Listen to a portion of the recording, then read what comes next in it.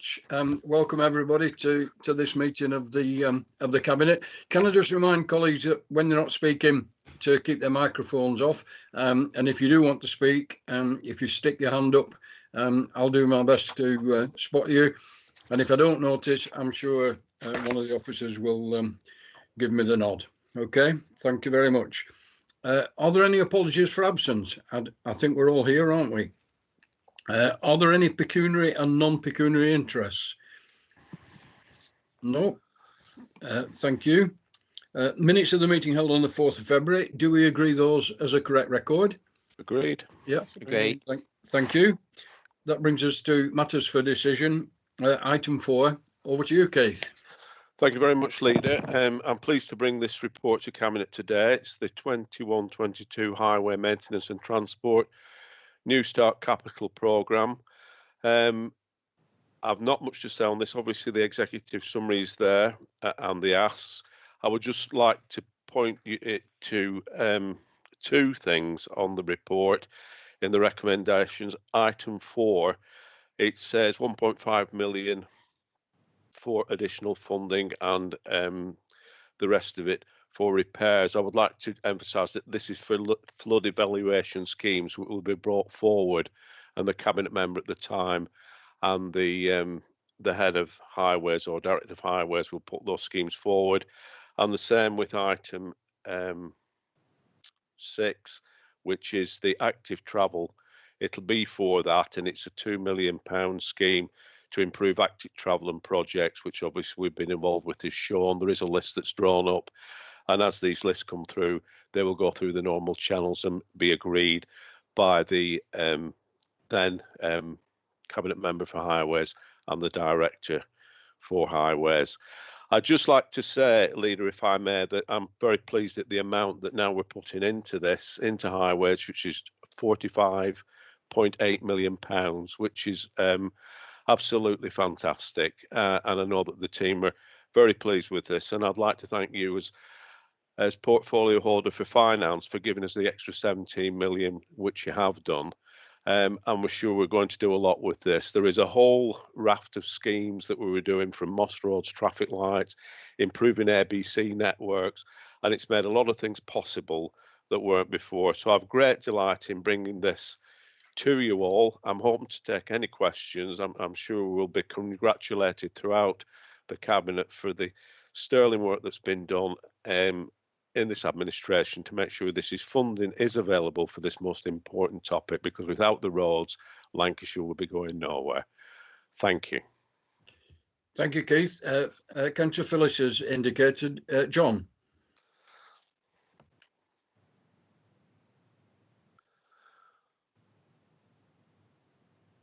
Thank you very much, Jeff, and thank you, Keith. First of all, can I note that this all began in 2014, according to the report, with the excellent work carried out by the then Labour administration. However, despite the figures within this, I have a number of concerns, and hopefully you can give me some sort of assurance about what's going on here. The government promised us loads of money to cover us through the COVID crisis. It hasn't paid up yet. It then says we're going to get money to support our roads. Yet again and again in this report, it says the grant determination letter has not been received yet. So we're clearly spending money we haven't got in this. And although you put money into the budget, without that grant money, it's clear that we'll fall short on all these. So my big concern is about the delivery of these projects. Is this purely a campaign strategy by the Conservatives, or is it a genuine attempt to maintain the roads in Lancashire? To me, we haven't got the money, so what's going on? Thank you. Thank you, John. Before I bring you in, Keith, I just make the remark that spending money that we haven't got is a trait of the Labour administration, not the Conservative administration. I can assure you we would never dream of doing that. We haven't had the formal letter yet, but that's not a problem. We've had the notification, and you can be assured that the money is there. Keith. Thank you, Chairman. I understand what Councillor Phillips is saying, but I can assure you that the 28.811 million on page 8, we have had notification that we are getting it, and that's more than we were expecting because we usually get about 22.5. So the government are supporting us on these projects, and the extra that we were putting in, which is down to the good work of this administration, is bringing us up, like I said, to £45.8 million worth of schemes. We don't deal in gimmicks in the Conservative group. We don't deal in false promises. We are people of action, and we've proved that throughout this administration. This is a great report, and I'm sure you'll endorse it with me, Councillor Phillips. I do understand politically you have things to do, and I do appreciate in your time there, you did the best you could with the funding you had. Unfortunately, it just wasn't enough. But as you can see from this report, we have more than enough to go forward, and we're going to do some great work with it. And my thanks from the highways teams to, again, the leader of the council, who is the portfolio holder for finance. Thank you very much for this extra money. It's well worth spending, and the public and the residents of Lancashire will really appreciate the work we're doing. Thank you. Sean.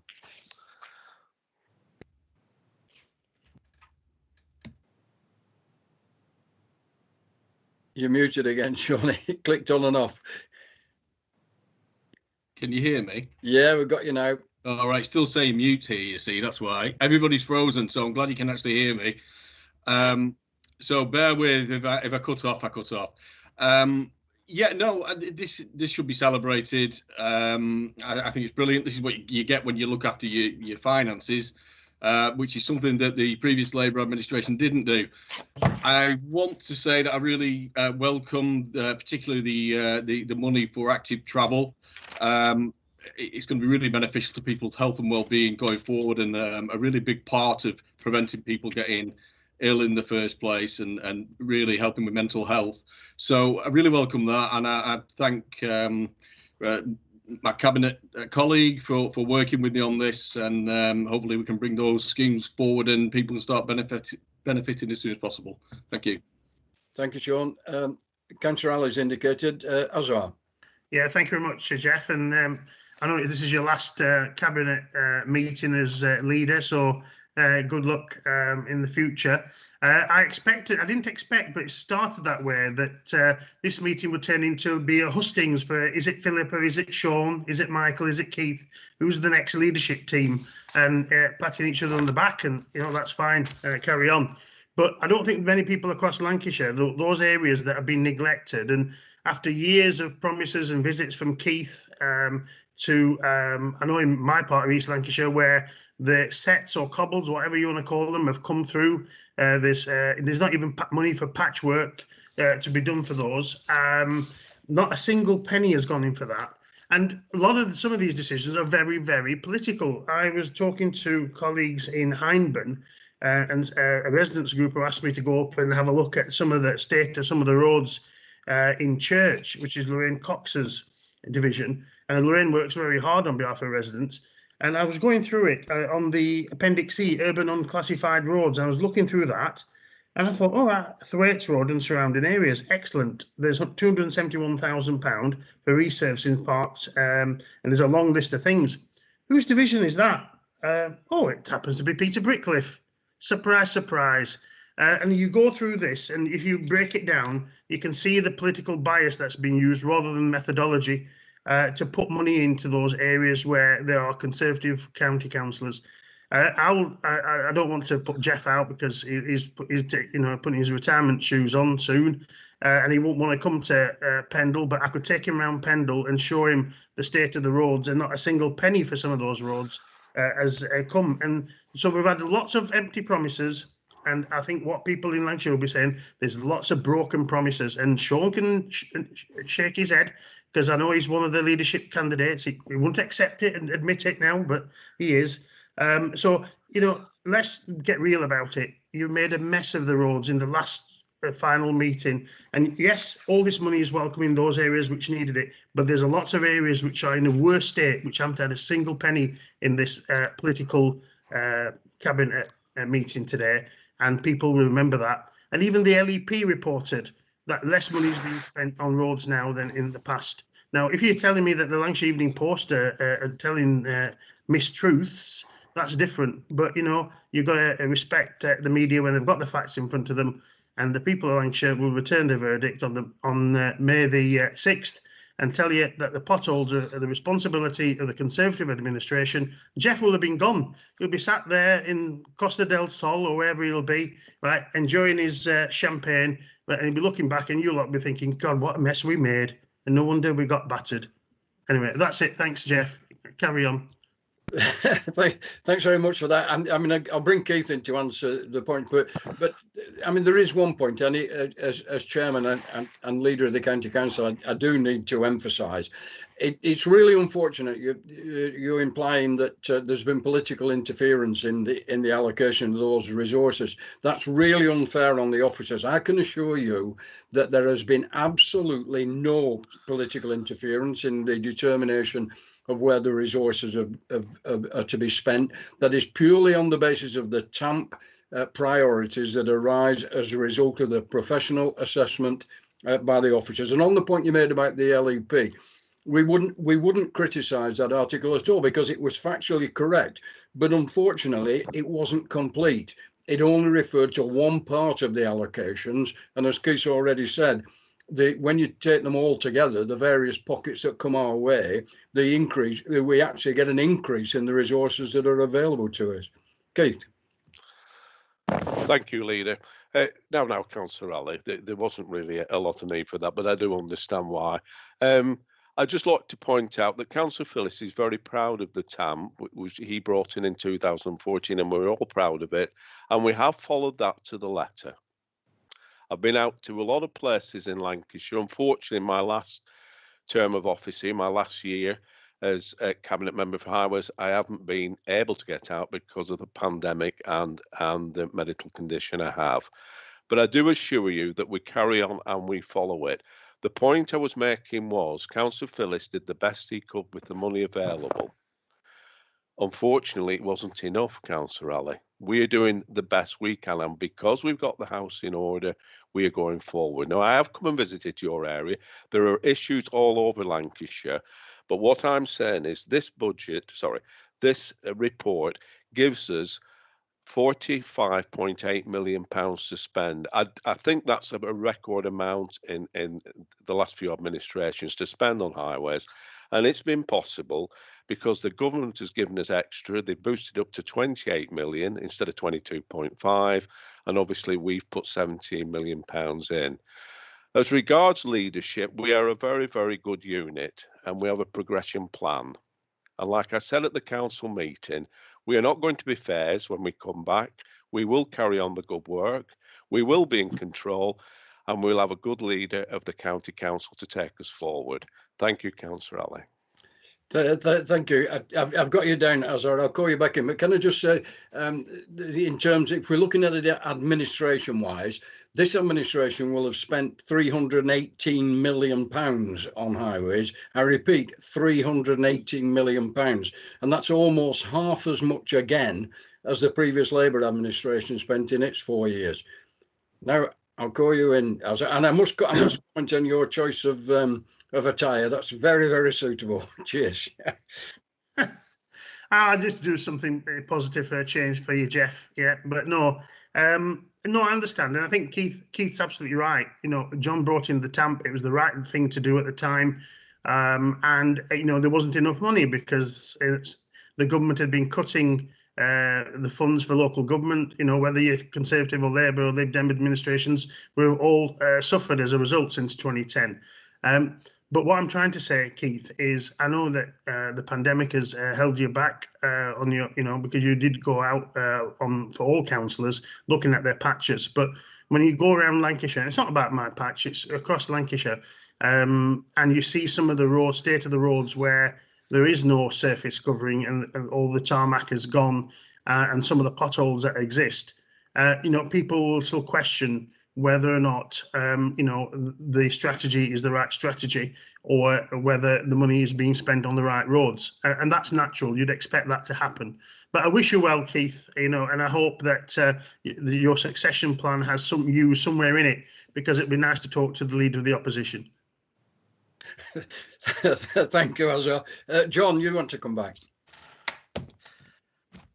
Yes, thanks for that, Jeff. No, it's just that similar to Azar, and I'm sure similar to all councillors, we have been restricted in how far we can actually go out and the work we can do. But the reports I'm getting back from right across Lancashire, the roads are in the right mess. Now, you may make some sort of like suggestions of why this is, but clearly since 2010, this council's had its funding cut dramatically. And we've had to put up with that from a Conservative government. We are nowhere near spending as much money as we used to do on the roads comparatively. Our roads have deteriorated because of a Conservative government cuts. And that's happened year on year and year. So to put a couple of extra million in during an election year, it's welcome, but it's still £600 million short of what this council's been cut. Thank you. Keith, you've got your hand up. Yeah, just to come back to Azar and John, when I went to the CCP yesterday, was it yesterday we had it, we're Cabinet Performance Committee, the report was really good for highways. It was an excellent report, considering all things, considering we've had a lot of staff off due to the COVID-19, due to a lot of things that's happened. It has been a bad winter. And this time of year, you would expect the roads to be, obviously, with the frost and the rain we've had, probably one of the coldest winters in 10 years, to be breaking up a little bit. But as Councillor Driver said, we have put record amounts of money into highways.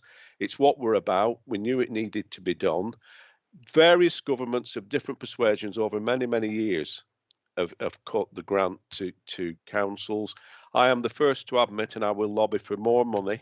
We need more and more money to keep Lancashire running, and I will always be an advocate, and I will lobby any government to get settlements to us and to give us more funding. But in this case, as you can see, the government this time have given us more funding into highways.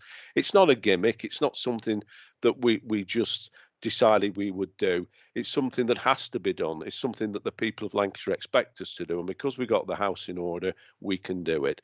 And I do, Councillor Phillips, I do understand it has to be a political thing, but I would say that this administration has done well for the people of Lancashire. We've listened to what they've had to say. We've put more money into highways. We've improved the road structures, and we're getting on with it. And as like I say, if you look at the report, went to Cabinet Performance the other day, I was absolutely pleased, and I said so at the time. And my thanks go out to all the highway staff that have pulled together to make that possible over a difficult time. Thank you. Thank you, Keith. Do we accept the recommendations in the report as highlighted the two changes of emphasis by Keith? Do we accept that? Yes, Yes. Thank you very much. Item 5, provision for children with SEND. Philippa. Thanks, Chairman. Okay, the Special Educational Needs and Disability Strategy, which we as a Cabinet considered twice last year in January and October, sets out how we're going to ensure that we've got the right amount of special educational provision for children and young people across Lancashire who need it. The strategy also included several capital projects, and this report sets 4 of those out in some detail, and I'll try and just summarise those for you. The first is the creation of special educational needs units at Barrowford Primary School and St Leonard's Church of England Primary School. The expansion onto a new site and increase in pupils at Broadfield Specialist School, and the expansion of Sir Thomas Finney Community High School in Preston. As a report outlines, these proposals have reached the final stages of the statutory consultation process, and the report gives quite a bit of detail on the activity that's gone on as part of that process and the responses. Should Cabinet approve the proposals and those projects, we will be able to quickly move on and make the changes to the schools concerned. And subject to Cabinet approval for the specific proposal that relates to Broadfield Special School and their move to the site of Hambledon Community College, the report also outlines the need for additional temporary accommodation on the existing Broadfield Specialist School site. So this will mean that there's sufficient provision available in the area in the short term. The final part of the report gives an update on developments on the implementation of the other elements of the SEND strategy, primarily those priorities associated with improving access for children with SEND to mainstream education. And I think we all appreciate that this is what parents and pupils want, where it's appropriate for them. And this update indicates that the steps that we are taking are having a positive impact in that area. So as I sort of indicated, it's a lengthy and detailed report because these issues are complex, but I hope that we've got a broad view there on the proposals and the updates. So what I'm asking Cabinet to approve is, first of all, to consider the results of the formal consultation in respect of Barrowford and St Leonard's primary schools, consider the formal consultations in respect to Broadfield and Sir Thomas Finney, approve the installation of 2 temporary classrooms on the current site at Broadfield Specialist School, and to note and consider the comments on the broader aspects of the SEND sufficiency strategy. Thank you. Thanks, Philippa. Really good proposal. Azar. Yes, thank you very much, Jeff.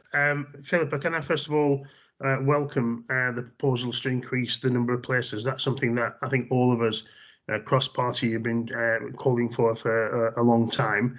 But it is disappointingly slow progress, and I know these things take time, and you've got to go through the statutory consultations. But I do feel that it has been slow. The responses to further calls for more expressions of interest to develop on-site SEN units in mainstream schools are being considered, but we're still a long way short of being able to provide sufficient places. There's still too many out-of-county placements costing lots of money. What more are we doing to encourage support schools to come forward? And if we don't get enough volunteers, what happens next? Yeah, good questions. Philippa. Yeah, good. They are good questions, and believe me, if we could go faster on all of this, we certainly would. And I've been encouraging that all along, as I know you know that's the case. We are now talking to a number of schools across the place, really giving detailed conversations with them to try and progress this along as quickly as we can. We're pretty confident that we will be able to meet the numbers that we expect, and we will do everything that we can, including if that needs more investment or whatever it takes to get these places into those mainstream schools where we can. We know that's the best thing for the children. We know that's what the children and the parents themselves want. So you have my assurance that we'll continue with this until we get to the right position. Yeah, thank you, Philippa. Sean. Yeah, thank you, Chairman. I just want to make really a very similar point to the one I made on the previous item, which is really pleased personally that this is coming forward, but we are only able to do this because we had that discussion on money and looking after the pennies, and that's enabled us to do this. So really welcome it. It is a result of the appalling SEND report that we got, and I'm really glad to see that we as an administration have turned that around from what we inherited, that provision. So really pleased with that. Thank you. Yeah, thank you, Sean. Do you agree with those recommendations? Yes, yeah. Agreed. Thank you very much. Yeah. Item 6, it's you again, Philippa. Okay, right, thank you. So this is about provision of secondary school places in Burnley. So as a county council, we do have a statutory duty, which I'm sure you all understand, to ensure that primary or secondary school place is available for every child of school age living in the county who asks for one. And we have a dedicated team working with the DFE, schools, colleagues across the county council and borough councils to ensure that we meet those duties. In Burnley, there is expected to be a 17-place shortfall in secondary school places from September 2021 because of the closure of Hambledon Community College and the high number of primary school population moving through to secondary schools. However, looking ahead to 2022 and 2023, the position is expected to change and for there to be a minor shortfall. So we've already provided extra places temporarily at Shuttleworth College and permanently at Unity College from 2021 onwards. However, we want to supplement that provision and two further schemes are proposed in this paper. The first is at Blessed Trinity Roman Catholic College, who have offered to take an additional 30 pupils in 2021 for 1 year only. And to facilitate that, an additional ICT teaching room is needed to allow the school to adjust the curriculum to appropriately teach the additional cohort of pupils as they move through the school. And secondly, Burnley High School have agreed to increase their admission number to 130 for 1 year only for 2021. They're also considering this for 2022 onwards as well. But again, to facilitate that increase, 5 classrooms need to be renovated. Both of these schemes and their costs are within part 2 of the, which is an appendix to this paper. In my view, these proposals are sensible, they're achievable solutions, they'll address the shortfall. And so what Cabinet is being asked to do is approve for 1 year only a temporary increase in the admission number at Blessed Trinity from 250 to 280 places, and at Burnley High School from 120 to 130 places, and to approve the capital expenditure as detailed in the later part of the agenda on the ICT, should I say, refurbishment and equipment, and on the additional classrooms at Burnley High. Thank you.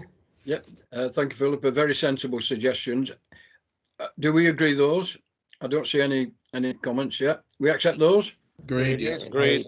Thank you very much. Thank you. Item 7, Burnley Campus, Philippa. Yes, right. Well, as you know, Burnley Campus was built in 2008 under the Private Finance Initiative programme Building Schools for the Future. This is a large site which is home to several schools and council services. And for anyone listening in who doesn't know, those include Barden Primary School, Hollygrove Primary Special School, Reedley Harrows Nursery, Burnley Campus Library, Reedley Hallows Children and Family Wellbeing Service, the Face Centre and the Exchange in Burnley.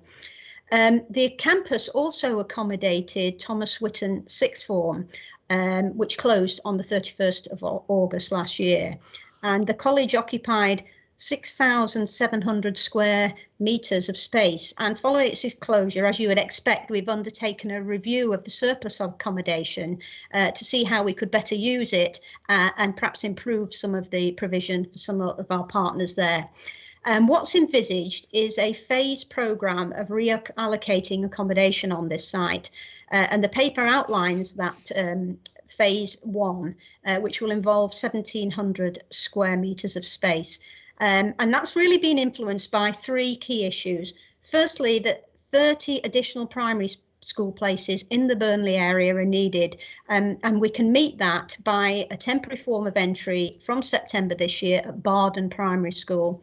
And secondly, that Barden Primary School itself expressed an interest in providing an inclusion unit within their mainstream school for children with special educational needs. And finally, Hollygrove Primary Special School is currently oversubscribed, and we want to be able to give them some extra space.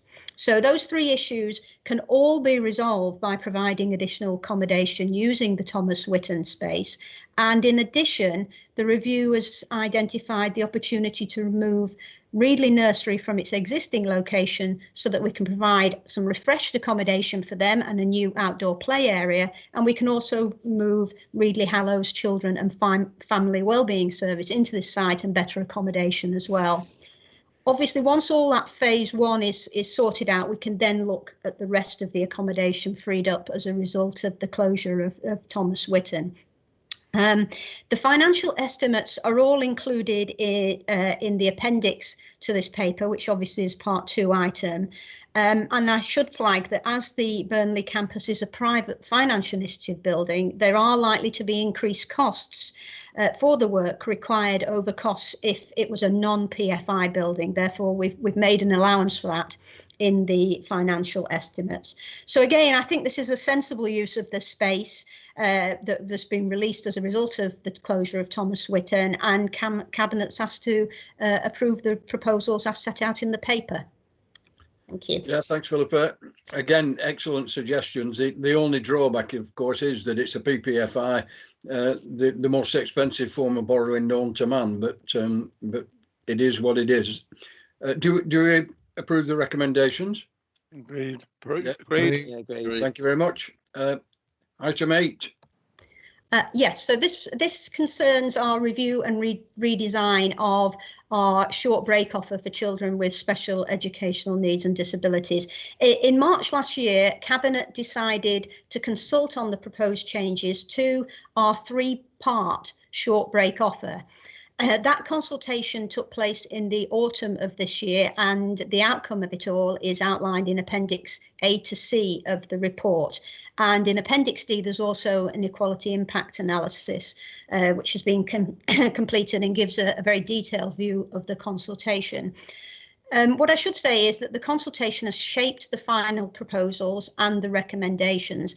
And what we're proposing is that Lancashire's new short break offer will again be made up of 3 elements. So that's a daytime and nighttime short breaks and a break time service. So if I take firstly the daytime and nighttime short breaks, the outcome of the consultation and the review is that there should be no changes to how children and families access that service. It will continue to be accessed and available through a social care assessment. Now we move on to break time, and again, as outlined in the paper, the eligibility criteria for break time are also not going to be significantly changed. But crucially, what we want to be able to do is better explain those criteria and apply them properly through an annual application process. So the purpose of that is to ensure that the service is only used by children and young people who fit the criteria, and we have a service which is consistent across the county.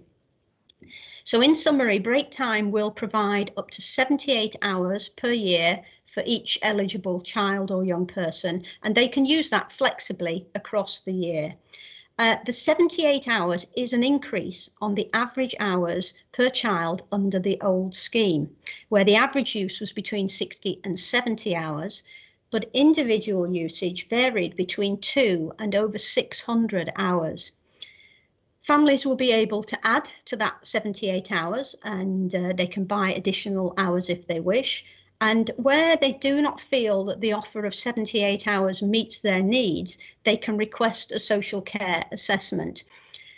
Now, that will come at a cost to the council, but we think that's appropriate because what we want to ensure is that children and young people's needs are properly understood and met. And if those children and young people need more care and their social care assessment shows that quite clearly, then we should be providing it.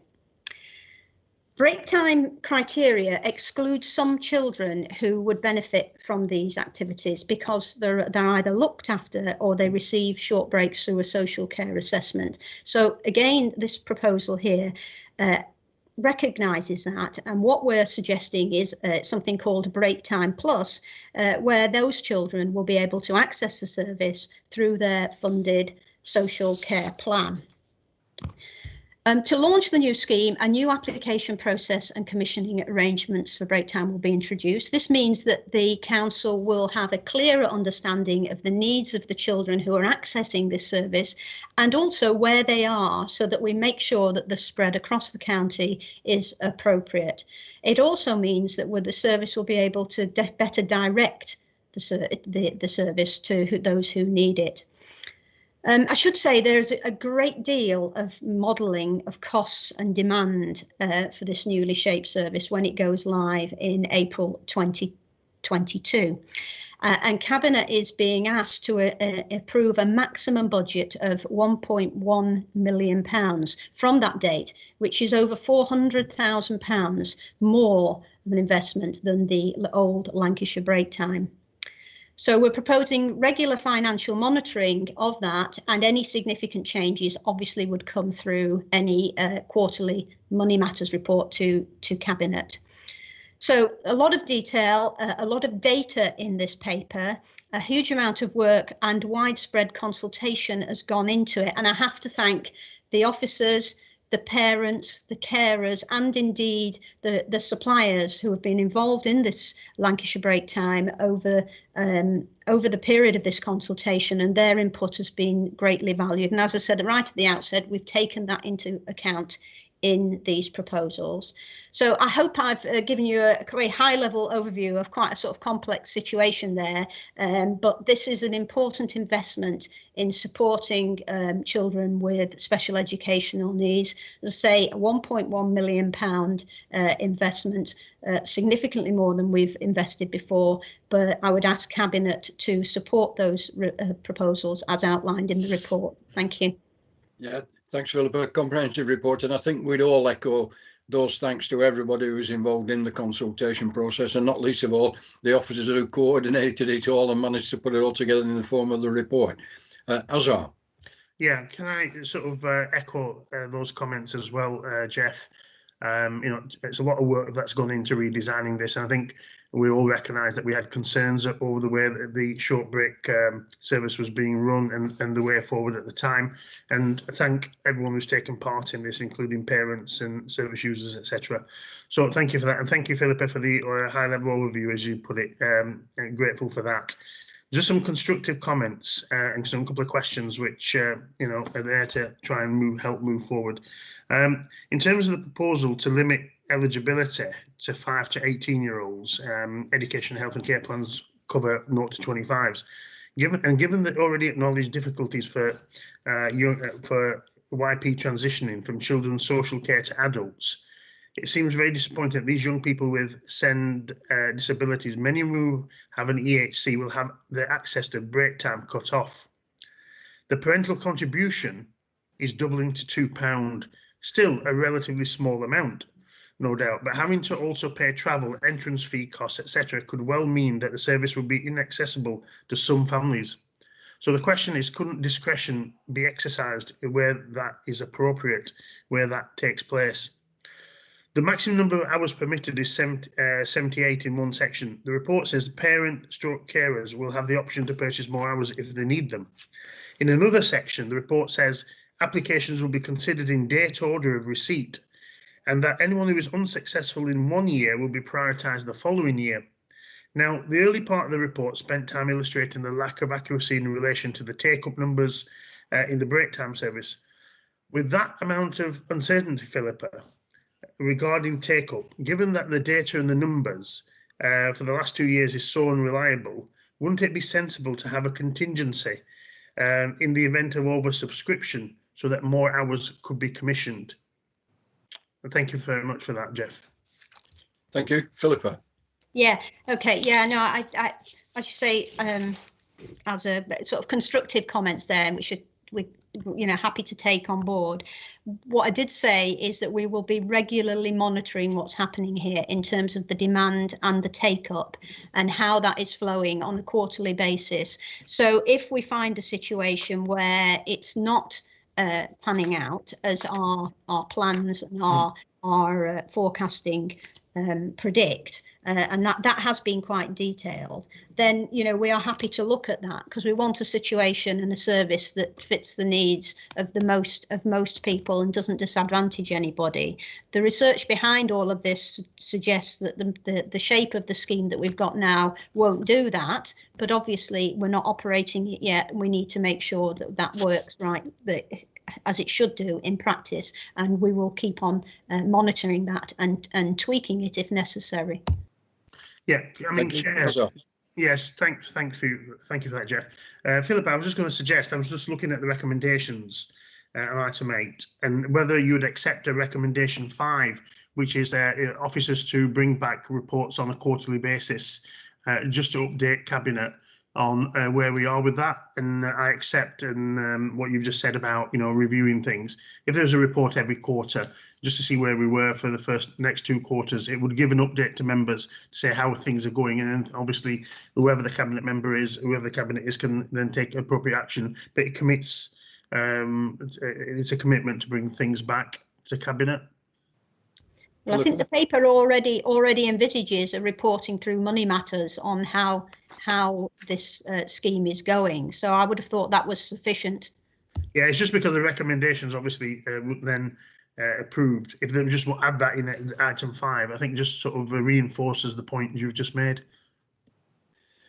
I don't think we have a problem with that, because no, we'd be doing it anyway. Yes, so thanks for that suggestion. As I'm sure I can see Philippa nodding her head. We're okay with that. Yeah, no, that's absolutely fine. Yeah. Thank you for that. Okay. With that addition, do we agree the recommendations? Agreed. Thank you very much. Yeah, agreed. Michael, item 9.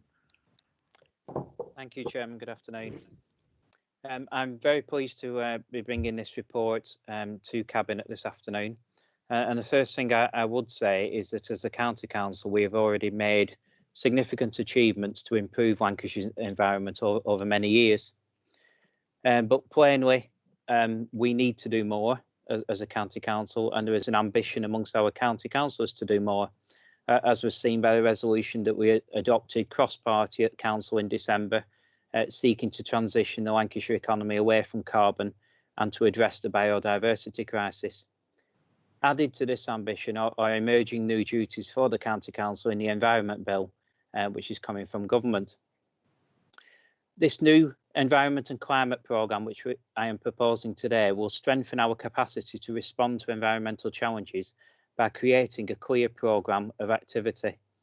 This programme will include large-scale tree planting, local air quality management initiatives, encouraging active travel that Councillor Turner already referred to this afternoon, improving and creating green spaces, reducing the carbon from our County Council buildings and property, and importantly, restoring peatland, which covers 1/7 of the county, and carbon capture. To help us to achieve this, I thank the leader as the portfolio holder for finance for including an additional allocation in this year's budget, which will grow to £1 million per year for the programme. And today, these are the details which I'm proposing as part of that moving forwards.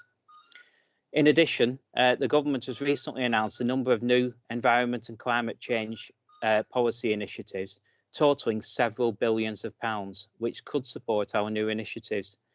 And I want to see us attracting some of this funding to support schemes here in Lancashire so that we can improve our environment. And agreeing this programme today is an important first step for us to be able to do this. In conclusion, Leader, this exciting new environment and climate change programme will allow us to turn our council's ambition into action moving forwards. I look forward to us being able to further reduce our carbon use, improve our air quality in Lancashire, restore our natural areas and provide green space for the communities across our county. Thank you. Thank you, Michael. I don't see anyone wanting to comment. I'm sure right across the council we will get 100% support for this. So do we approve those recommendations? Yeah. Yes, agreed. Yes. Thank you very much. Thank you. Item 10, there's only the one urgent decision taken there on the gigabyte programme planning. I don't have any urgent business, so the date of the next meeting is Thursday, 1st of April 2021, and it will be my last cabinet meeting, as are not this one. We've given notice of the intention to commit to business in private, and we've not received any observations, so I move that we move into the private part of the agenda. Is that agreed? Agreed. Agreed. Thank you.